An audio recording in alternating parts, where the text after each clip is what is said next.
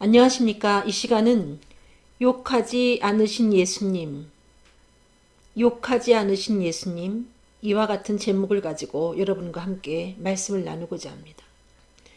베드로전서 2장 23절, 욕을 받으시되 대신 욕하지 아니하시고,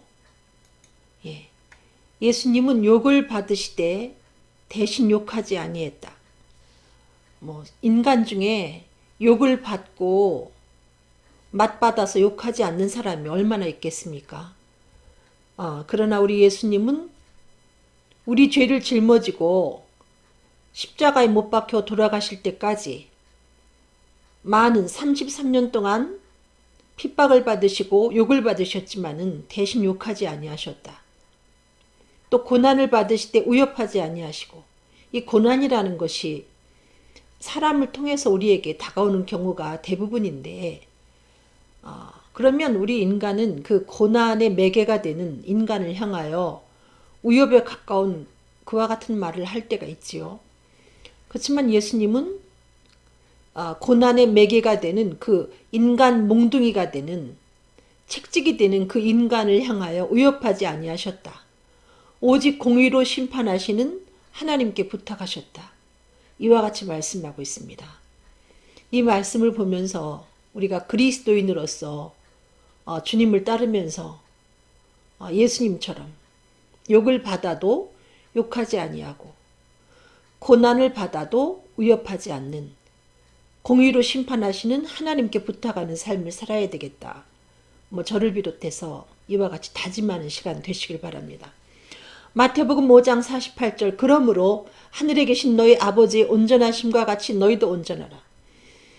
우리가 사랑에 있어서 너무나 미흡할 때, 특별히 실수가 많을 때, 또 하나님은 그렇게 하라고 말씀하시지만 우리가 그 말씀을 지켜 행하고 싶지 아니할 때 보통 어떤 표현을 쓰는가 하면 나는 신이 아니야.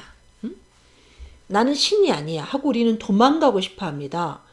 그러나 하나님은 우리를 향하여 하늘 아버지가 온전하시니 너도 온전하라. 온전하신 하나님의 자녀인 우리들에게 온전하기를 원하신다는 거죠. 나는 하나님이 아니야 하고 도망가지 말고 내가 온전하니까 너도 온전하라. 이와 같이 주님은 우리들에게 요구하고 계십니다. 야고보서 3장 2절, 우리가 다 실수가 많으니 만일 말에 실수가 없는 자면 곧 온전한 사람이라. 능히 온 몸도 굴레 씌우리라. 여러분, 말에 실수가 없으면 그는 완전한 사람이라는 거죠. 하늘에 계신 아버지처럼 온전하라. 이와 같이 우리들에게 말씀하고 계신데 대부분 많은 사람들이 이 말로써 실수해서 이 하나님이 원하시는 그 온전하심에 이르지 못하는 경우가 많다는 거죠. 이 말이라는 것은 우리 한국 사람들이 한복을 입을 때, 남자분들이 한복을 입을 때 중요한 것이 허리끈이거든요.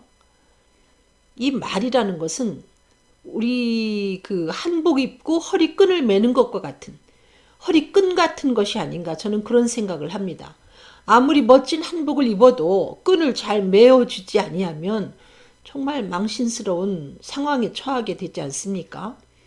인간이 모든 걸 다 잘해도 말에 실수가 많을 때에 그 온몸을 굴레 씌우지 못해서 이렇게 부끄러움을 당하게 된다는 거죠. 마태복음 5장 22절, 나는 너희에게 이르노니 형제에게 노하는 자마다 심판을 받게 되고. 여러분, 내가 화날 만했어, 내가 분노할 만해 하고 우리는 그와 같이 말하는데, 이 노하는 분노하는 이 감정도 사실은 우리가 사랑이 부족해서 우리에게 나타나는 것이거든요. 노하는 자마다 심판을 받게 되고, 내가 화를 참을 수가 없어서 분노를 표출하게 되면 그로 인해서 그 분노가 다시 나에게 돌아와서 마치 심판을 받는 것처럼 곤경에 처하게 된다는 얘기입니다.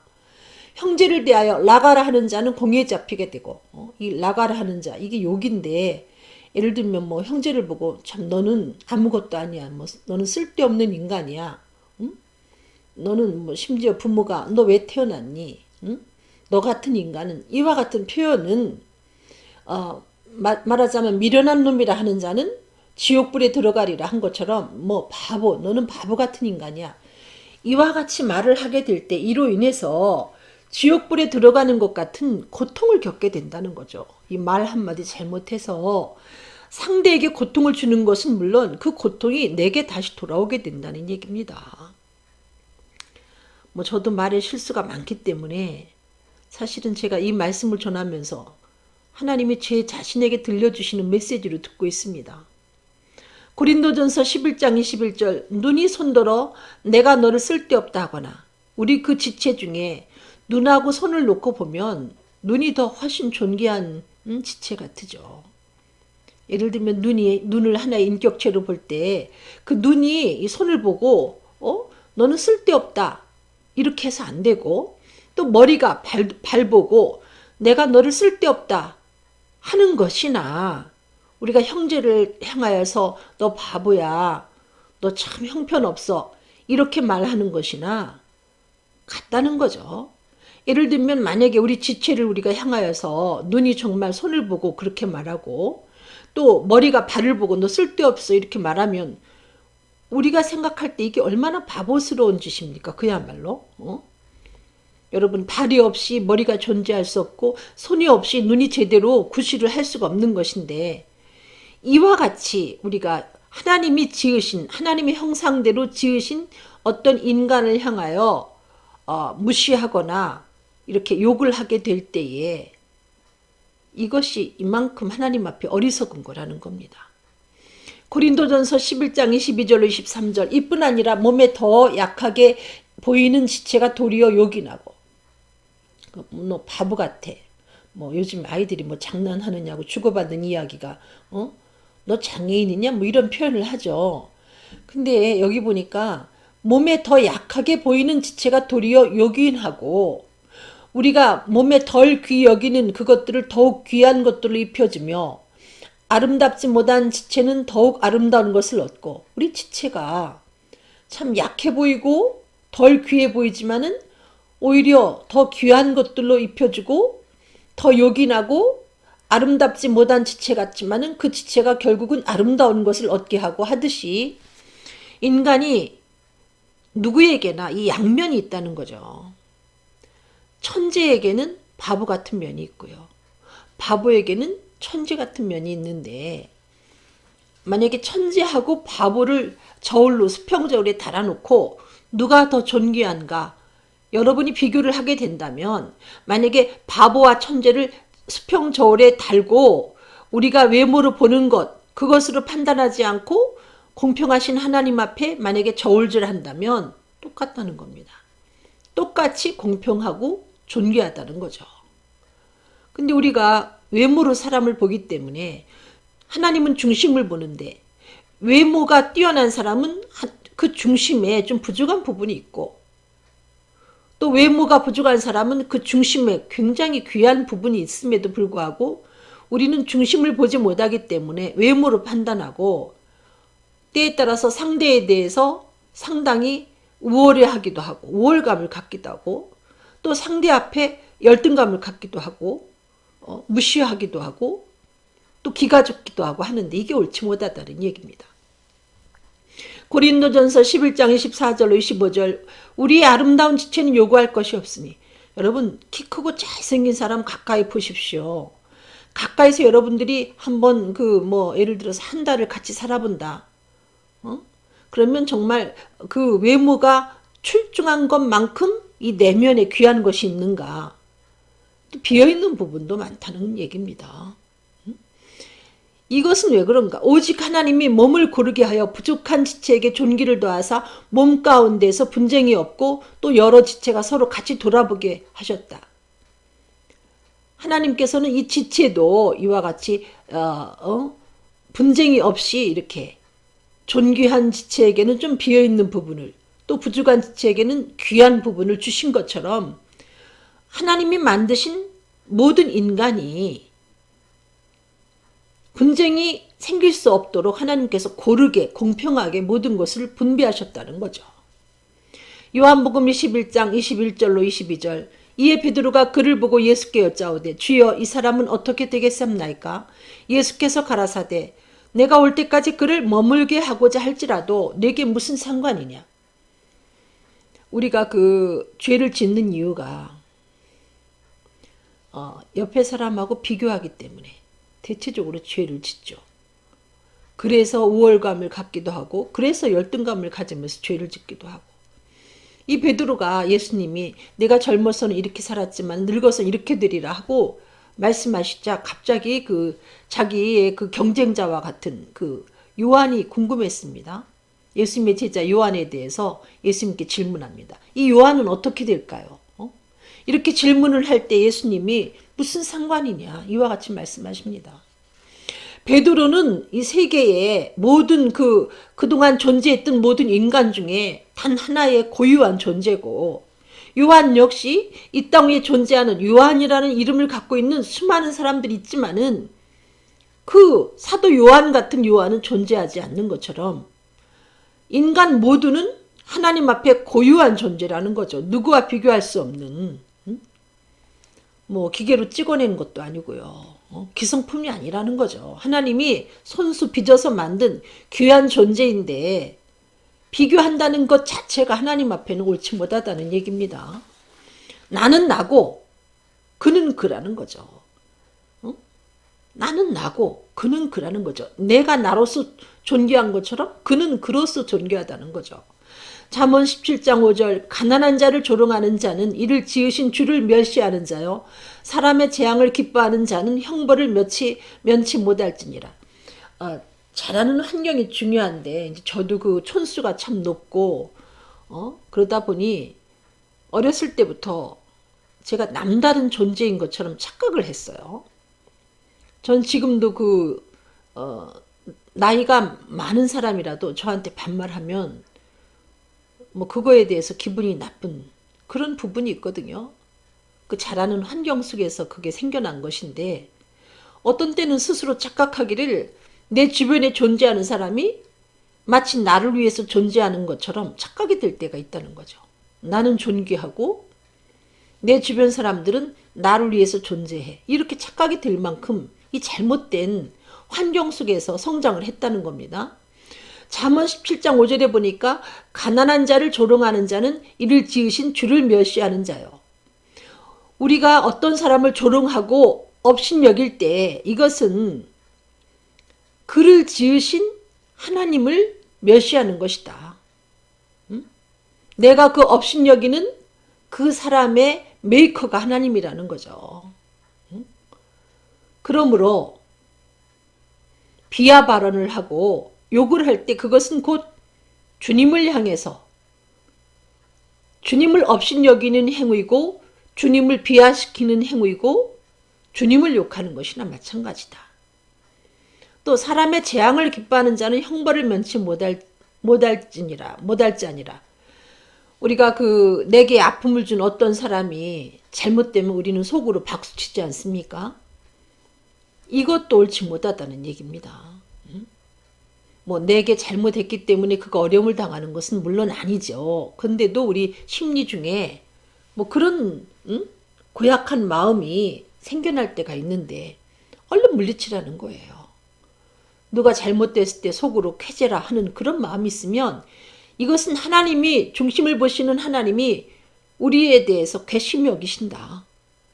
마태복음 10장 13절 그 집이 이에 합당하면 이것은 어느 집에 먼저 가면 너희가 평안을 빌라. 그래서 그 빈 평안이 그 사람이 받기에 합당하면 거기에 임할 것이고 그 사람에게 임할 것이고 만일 합당치 아니하면 그 평안이 너에게 돌아올 것이다.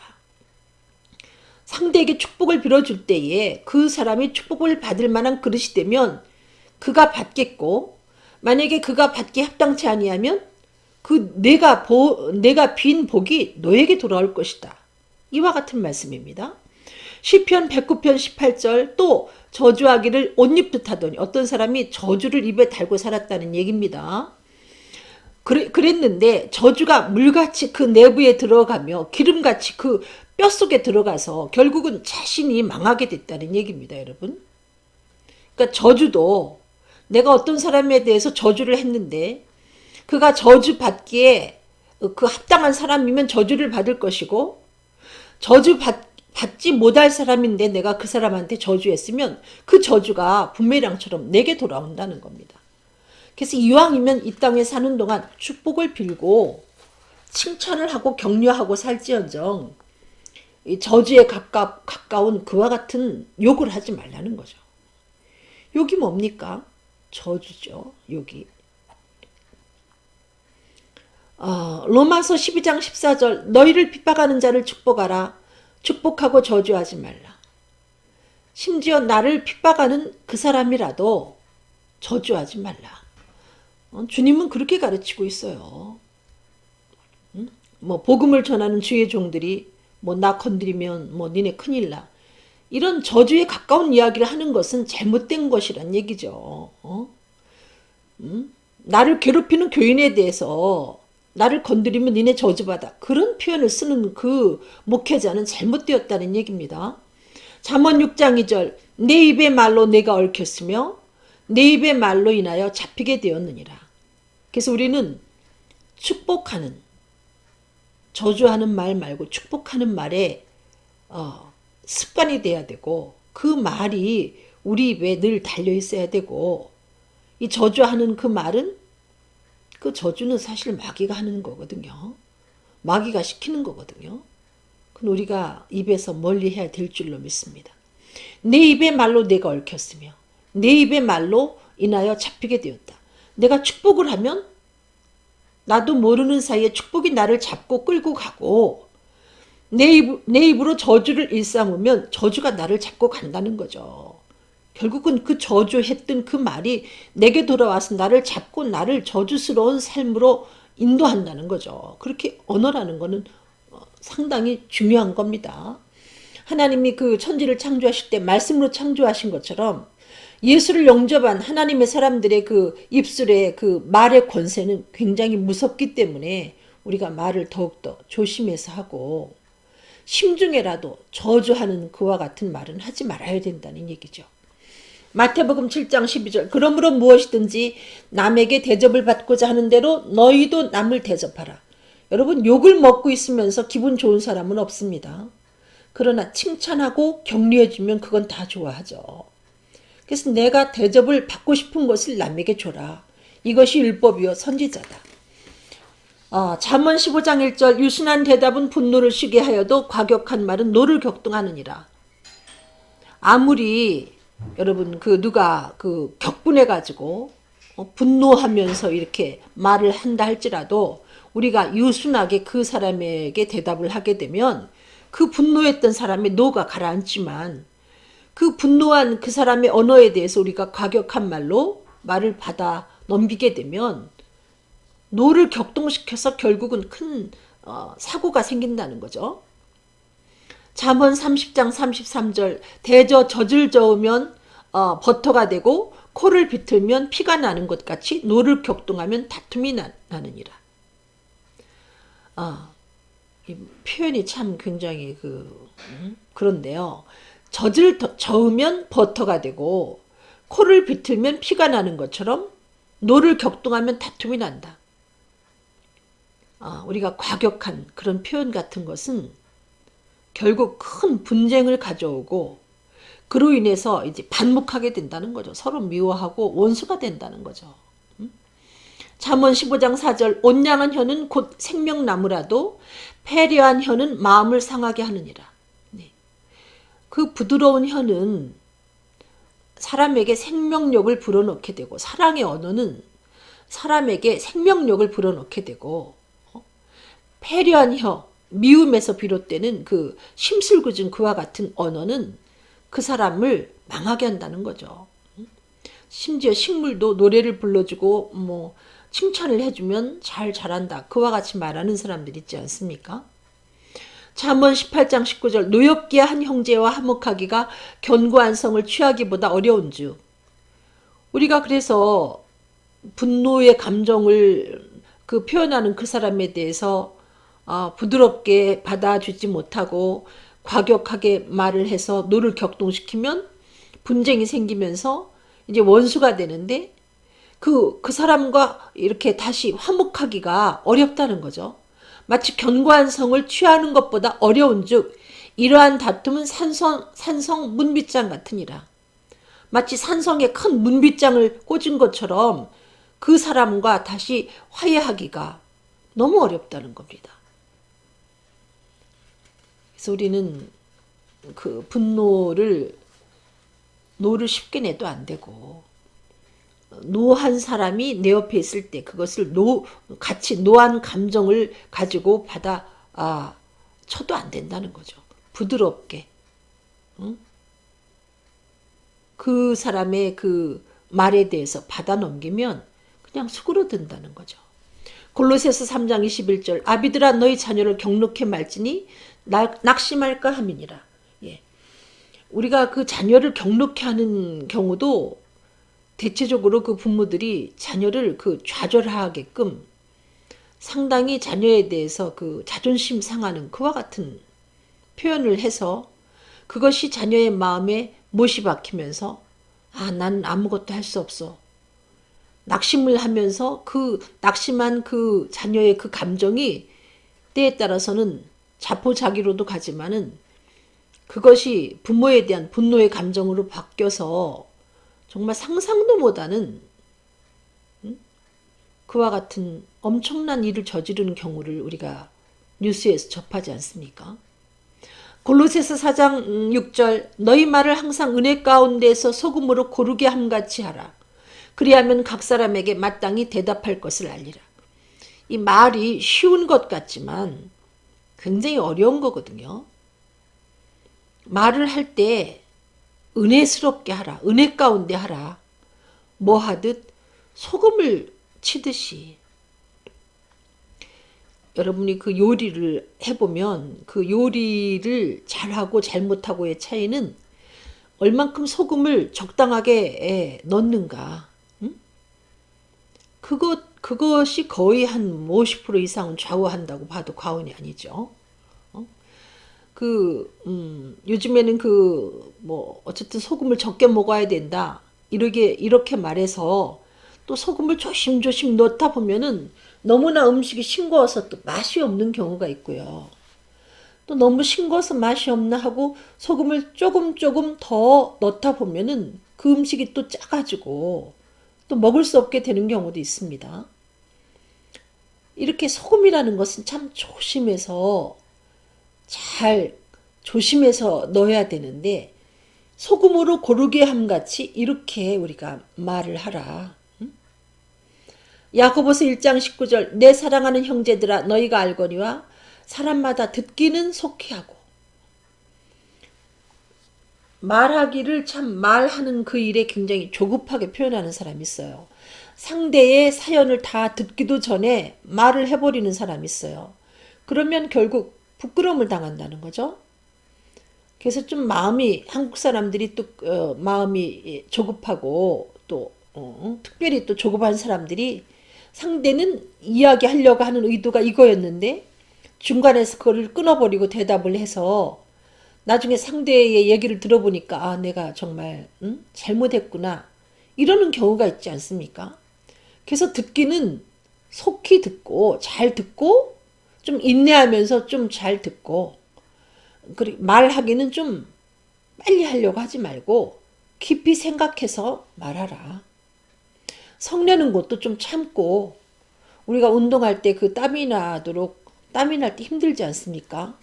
그렇지만 운동할 때 그 땀이 나지만 참듯이 이 성내는 것도 땀이 나지만 땀 날 때까지 좀 참아보라는 얘기예요. 땀 날 때까지.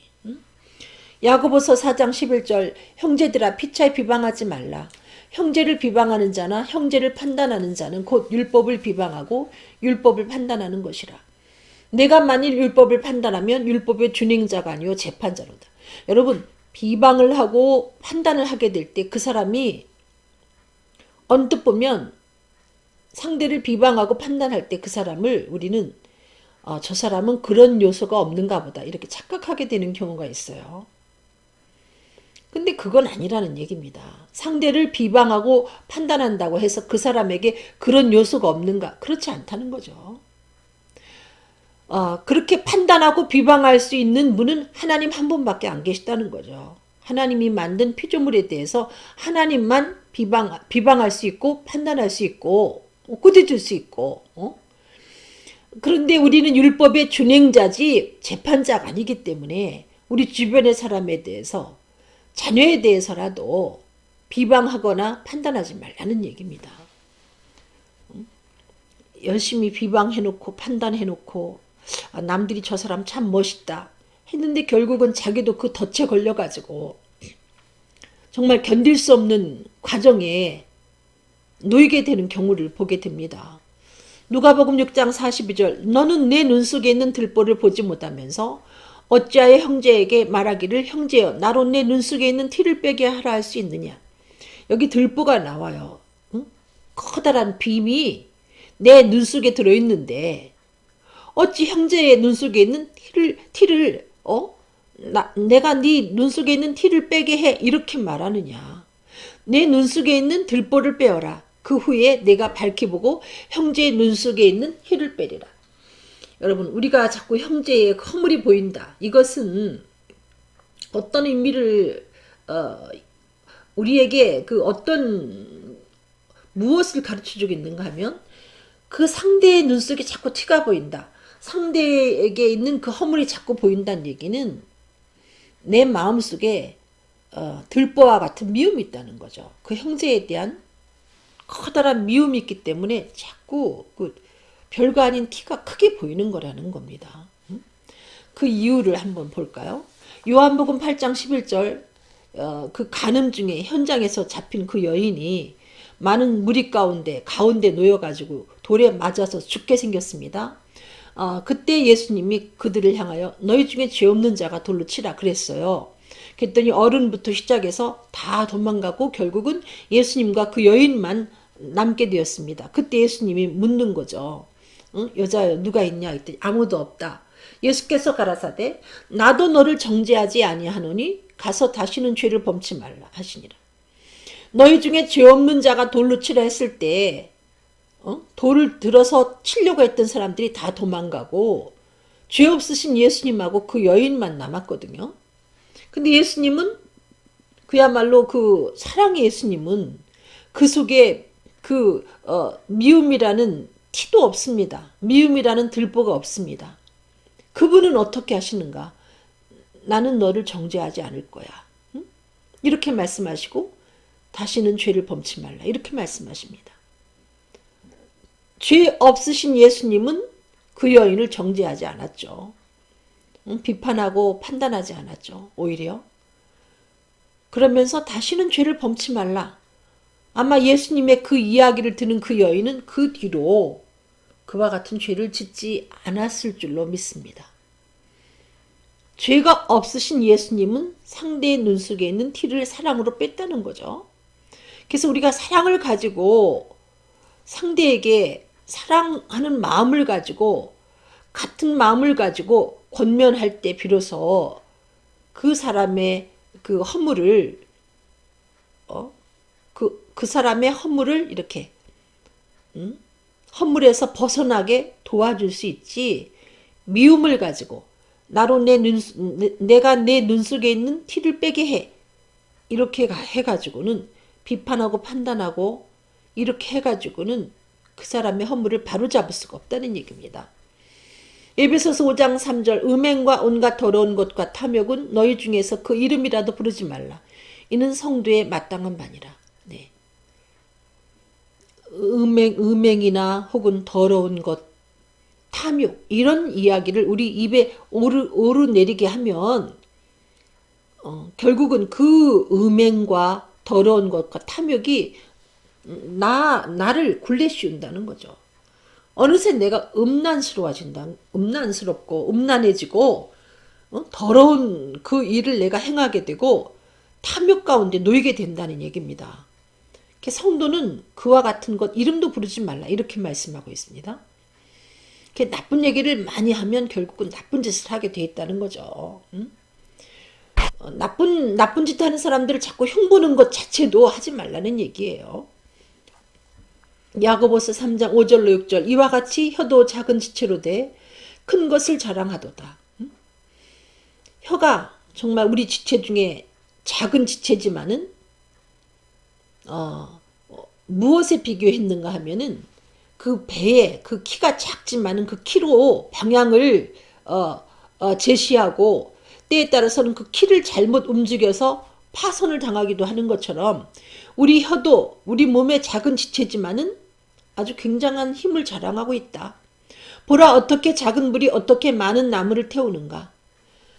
불에 비유했습니다. 이 혀를. 불이 굉장히 유익하죠. 불이 없으면 살 수가 없어요. 불을 통해서 얻는 유익이 인간이 얻는 유익이 많지만 그 불을 남용해가지고 때에 따라서는 숲이 다 집이 타버리고 사람의 생명을 태워버리고 또 숲이 타버리는 온 세계를 태워버리는 것 같은 그와 같은 위력을 갖고 있는 게 바로 우리 혀라는 겁니다. 혀는 곧 불이요 불의의 세계라. 혀는 우리 지체 중에서 온몸을 더럽히고 생의 밖기를 불사르나니 그 사르는 것이 지옥불에서 나느니라. 이 혀를 통해서 혀를 가지고 죽어가는 사람에게 생명의 복음을 전해서 그를 구원해낼 수도 있지만은 이 혀를 잘못 사용할 때에 내 몸을 더럽히게 되고 또 상대의 몸을 더럽히게 되고 자신의 생의 밖기를 불사르게 되고 내 주변의 모든 사람들에게 큰 해를 입히는 그와 같은 경우에 이르게 된다는 거죠. 빌립보서 4장 8절 정말로 형제들아 무엇에든지 참되며 무엇에든지 경건하며 무엇에든지 오르며 무엇에든지 정결하며 무엇에든지 사랑할 만하며 무엇에든지 칭찬할 만하며 무슨 덕이 있든지 무슨 기림이 있든지 이것들을 생각하라. 제가 이 말씀에 그 언어에 대한 것으로 이렇게 대치를 해봤습니다. 우리의 언어가 항상 참돼야 되고요. 무슨 말을 하든지 경건해야 되고요. 또 어떤 말이든지 옳은 말이어야 되고 어떤 말이든지 정결해야 되고 내가 무슨 말을 하든지 상대가 사랑을 느껴야 되고요. 또 칭찬할 만한 언어가 돼야 되고 덕스러운 언어가 돼야 되고 남들이 그걸 보고 정말 잘했다. 정말 그것은 내가 본받고 싶고 할 만한 그와 같은 언어 생활이 되도록 해야 된다는 말씀입니다.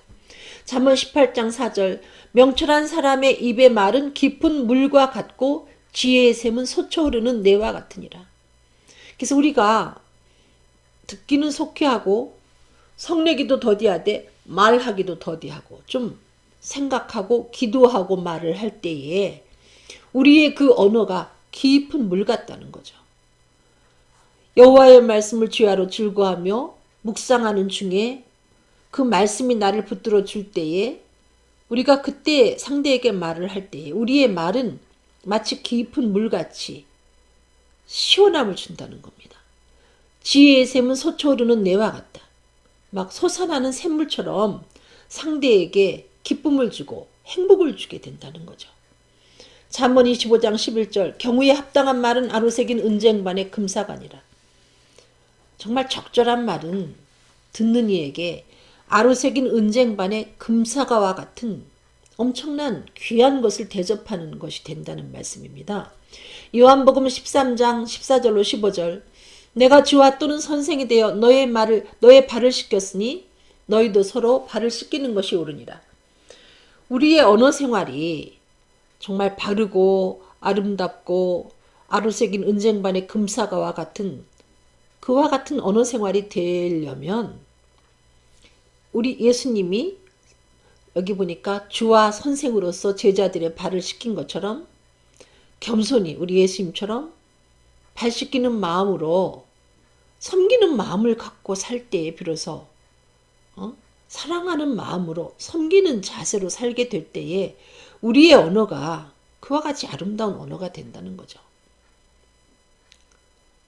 높은 자리에서 이렇게 군림하는 자세로 살면 그 말이 술 취한 자가 마치 가시채를 휘두르듯이 정말 그 언어의 그 폭력이 돼버리고 예수님처럼 겸손한 마음, 사랑하는 마음으로 모든 사람들의 발을 씻기는 그와 같은 자세로 우리가 살게 되면 우리의 언어가 사랑에서 나온 섬기는 언어가 되어서 그 사람을 살리고 행복하게 한다는 거죠.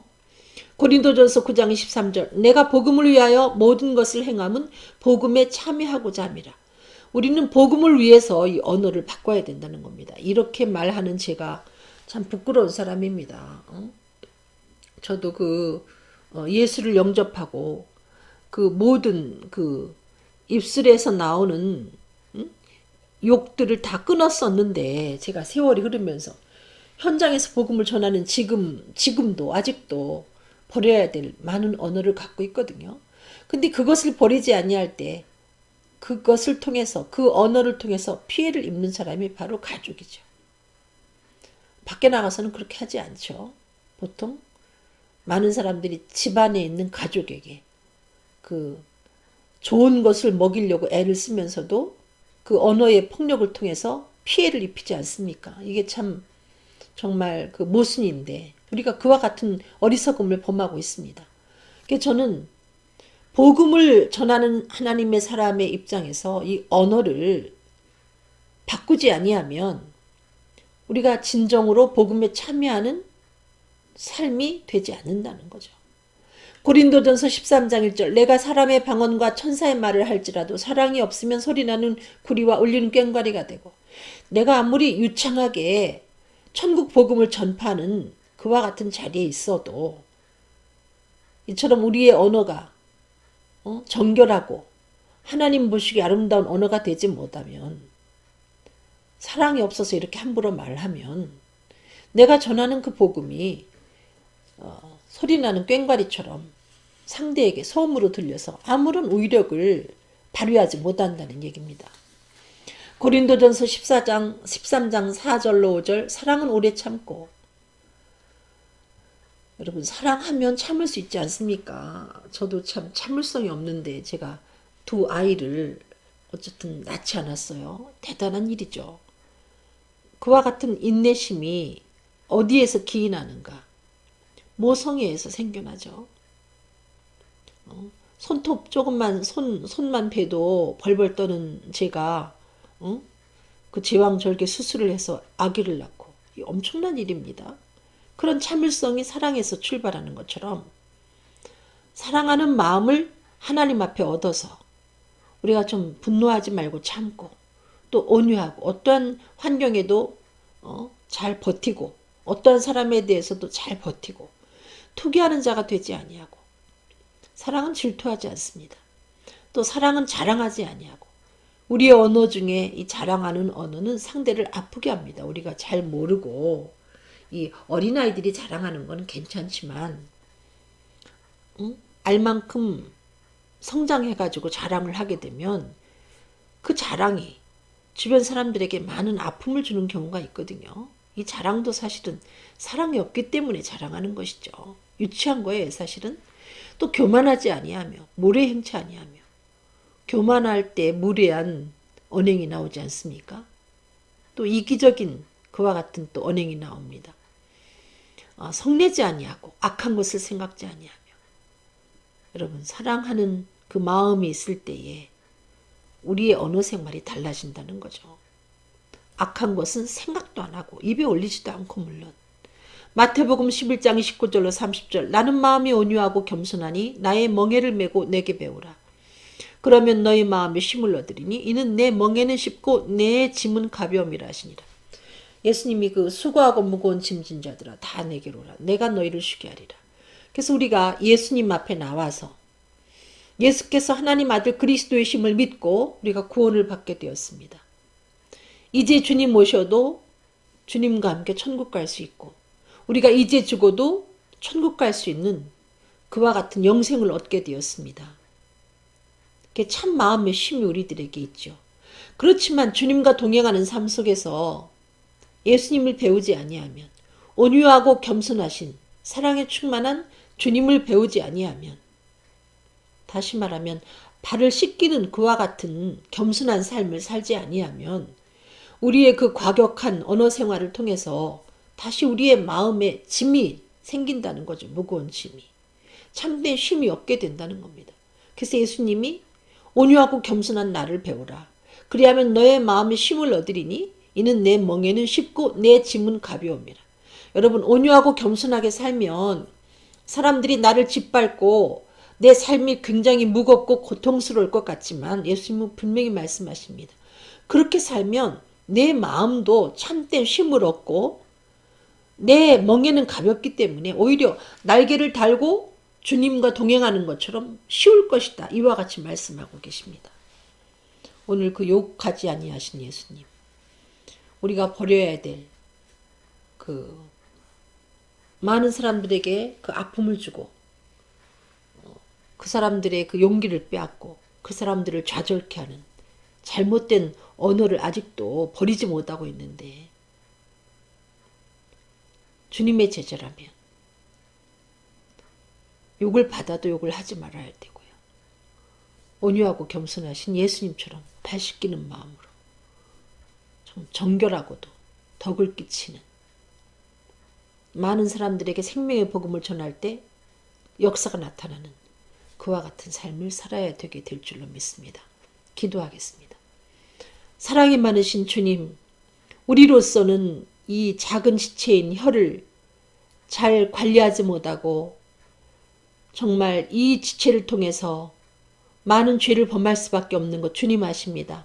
우리의 온 몸을 더럽히고 생의 밖에를 불사를 수 있는 우리의 혀임에 하나님 성령 충만 결합하여 주시어서 생명의 복음을 전하며 주님의 사랑을 가르치는 그 같은 일로 사용하는 지체가 되어줄 수 있도록 도와주시어서 욕을 받으시되 욕하지 아니하신 예수님처럼 살 수 있도록 인도하여 주시고 많은 생명들을 구원해낼 수 있는 복음에 참여하는 저희들의 삶이 되도록 인도하여 주시옵소서. 감사하며 예수 그리스도 이름으로 기도드렸습니다. 아멘. 예, 여러분 감사합니다. 그리고 제가 그 방송하는 중에 이 채팅창을 열지 않습니다. 제가 집중해서 말씀을 전해야 되기도 하고 또 채팅창에 나와 있는 글을 제가 읽을 수가 없습니다. 제가 시력이 좋지 않아서. 그리고 그만한 여유가 없어서 여러분이 그 질문하는 것에 답을 해드리지 못하는 것에 대해서 제가 죄송하게 생각하고 있고요. 여러분의 양해를 바라겠습니다. 여러분 감사합니다. 여러분 사랑합니다.